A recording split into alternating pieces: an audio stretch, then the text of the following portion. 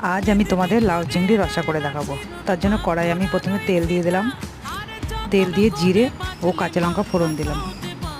একটু নাড়াচাড়া করে ওতে আমি দিয়ে দেবো পেঁয়াজ কুচি। পেঁয়াজ কুচিটা একটু ভাজা ভাজা করব। এদিকে আমি লাউ ডুমো ডুমো কেটে ধুয়ে রেখেছি।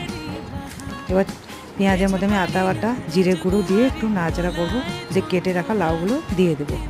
তার উপর আমি নুন হলুদ দিয়ে ভালো করে নাড়াচাড়া করবো, দিয়ে কিছুক্ষণের জন্য আমি ঢেকে দেবো।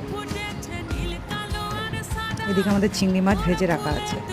কিছুক্ষণ পর আমি ঢাকনাটা খুলবো।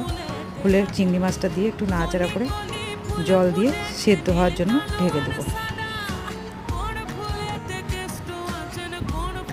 কিছুক্ষণ পর ঢাকনাটা খুলবো। লাউগুলো সিদ্ধ হয়েছে নাকি দেখে নেব।